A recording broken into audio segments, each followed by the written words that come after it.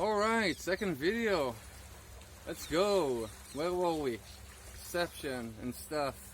I was about to show you how peace look like. I mean, I did start to show you, but there's a whole spectrum to it. Many things contribute to the vibe that's going on here. So, in order to start and do that, I guess the first thing we need is actually a shirt. So let me work my magic. Still working on my sorcery. Slowly but surely, we'll get to it. But for now, let's get you.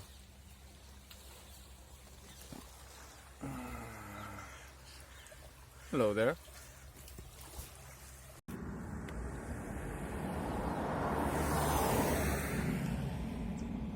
So I think this is a good place to start, honestly.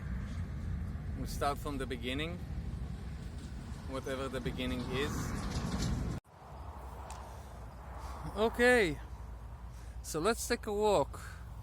I think the best place to understand me is actually where I'm coming from.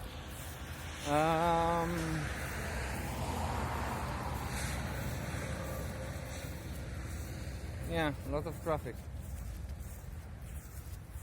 So, to understand me better, you need to know where I'm coming from. That's how you can maybe understand my perception a little bit better.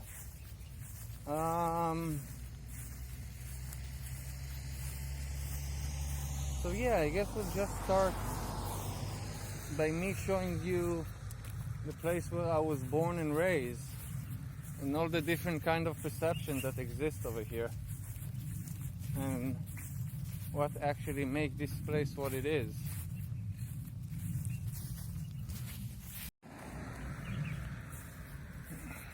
So essentially, I thought it would be a good idea to start from the entrance of the kibbutz. Can you see something? I don't know. The lighting is always awful. We walk with what we got. It's okay. Plenty of bananas and dates. I mean, more bananas than dates.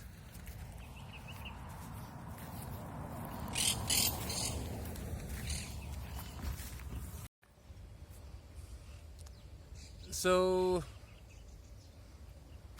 I think all of the kibbutzes are pretty much the same in a way, but they're all a little bit different. They all have their own unique kind of quirks, essentially. I'm coming from a very agriculture kibbutz. I mean, all of the country is very either agriculture or technological, but yeah, I'm coming from a farming place. Bananas, cows, and all kind of things. So, I mean, it's early in the morning, but let's go meet some people. Let's see the people who live in this.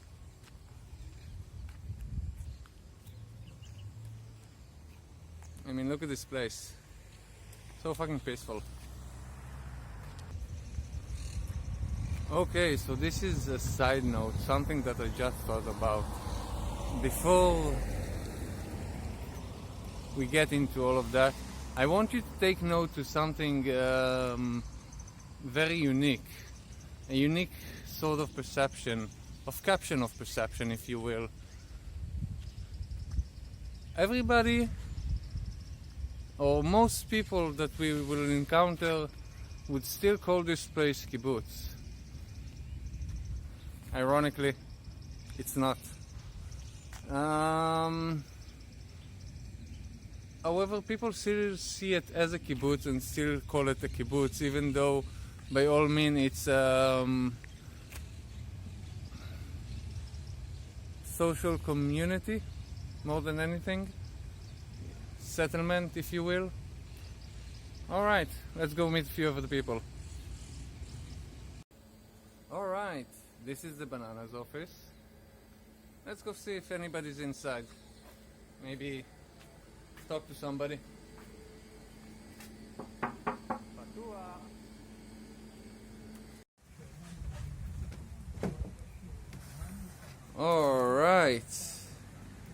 So let's get at it.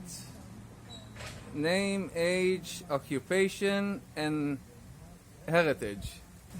My name is Oded Wolfson. I'm 46 years old. Heritage. I'm an Israeli. My father came from Canada. My mom, she's born in Israel. Again, what was the... An occupation. I'm a farmer. I'm working in agriculture. All right.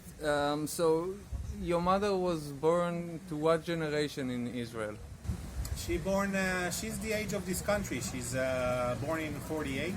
No, like, I mean, how far does your family go into living in the country?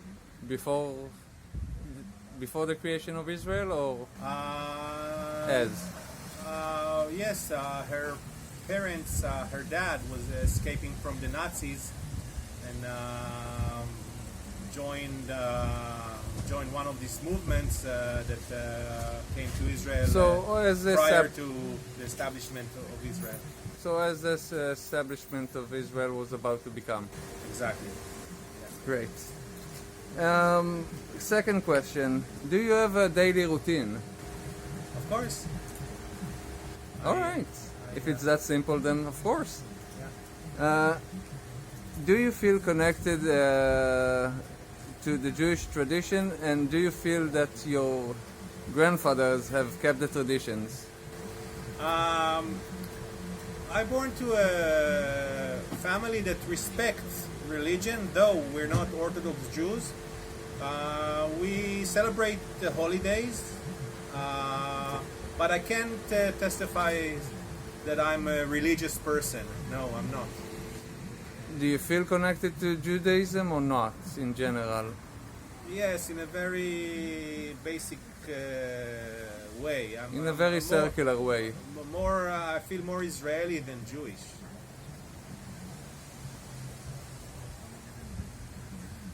The question is, בוא ננסה שוב.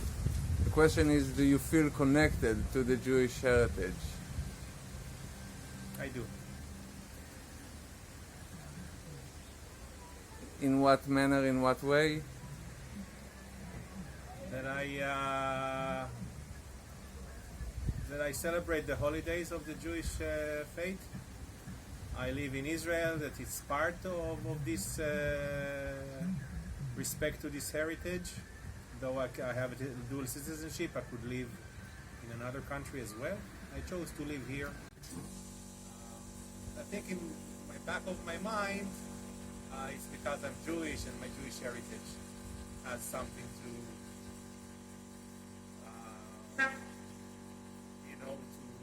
has something with the fact that I live here and raise my family here. תשובה מהממת, הרס לי הגנרטור הזה עכשיו נראה לי. לא, אבל נראה לי שיש, I think we got most of the, I think we can work with it. One last question. What is the most Israeli thing to your opinion? The most Israeli thing, to my opinion, is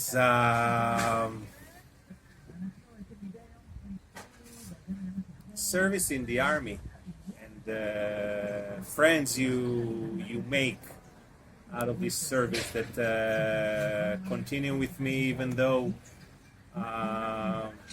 I'm 28 years after my military service. I still have my best friends are from the army, and it was a very significant thing that I did.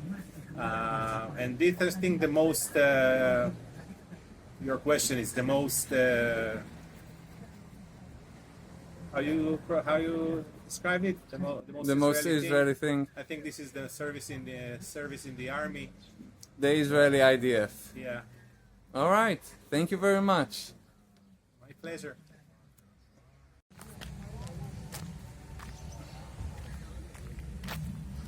All right. I think we maybe go and see Liora. She has like a Pilates place. Maybe and go meet her as well. I mean, she's an awesome person. Hello. Hello. Namaste. Namaste. India? Yes. Welcome to Israel. How long have you been here? 9 months. 9 months? Yes. Almost a year? Yes. Not the best time, eh? I wish you come in a more peaceful time again. Okay. Have a great day. Okay, thank you.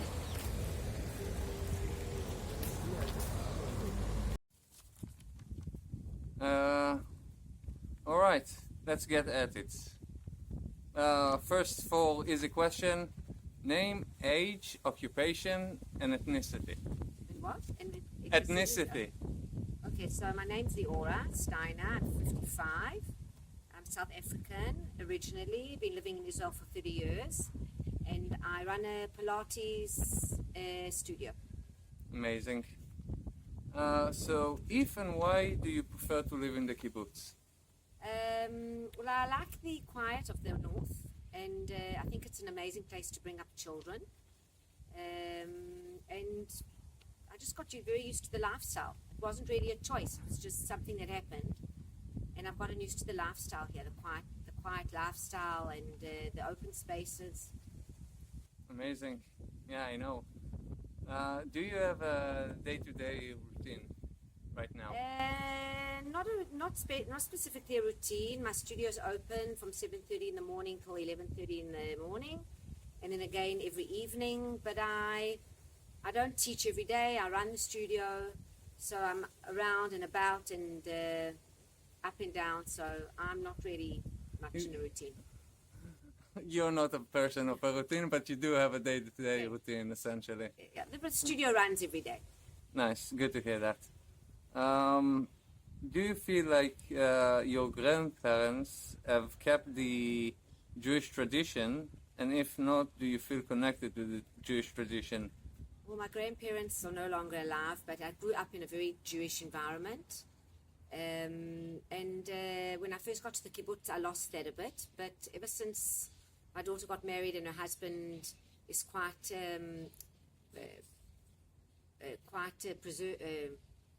preservant. What's the word? Observant. Observant. That's the word. I've gone back to my roots as such. Keep a kosher home and Shabbat is Shabbat. So yeah, so I've kind of gone back to my roots. Amazing. And one last question. What, in your opinion, is the most Israeli thing? Chutzpah. Chutzpah. It's okay. They already learned that word.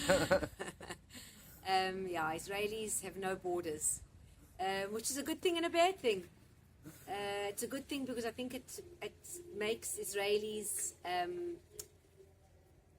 it makes Israelis stronger and allows them to manage all over the world. And but it took me a long time as an Anglo-Saxon to get used to the chutzpah. But that's an Israeli. No, I think it's a Middle Eastern thing in general. I don't think it's just Israeli. I think it's just a Middle Eastern thing. I think you'll find Greeks are like that. Maybe the Arabs are like that. It's just a very Middle Eastern I agree about kind that. of chutzpah. Yeah, we just have a word for it. Yeah. All right, thank you very much. Pleasure. All right, so before we're wrapping up this video, as I'm becoming a more professional YouTuber, I would ask you to feed the old algorithm god with like and subscribes, maybe post a comment, say what you think about what's going on so far, but essentially who knows what's going on so far. Slowly but surely you'll figure it out, don't worry about it. See you in the next video. Bye for now.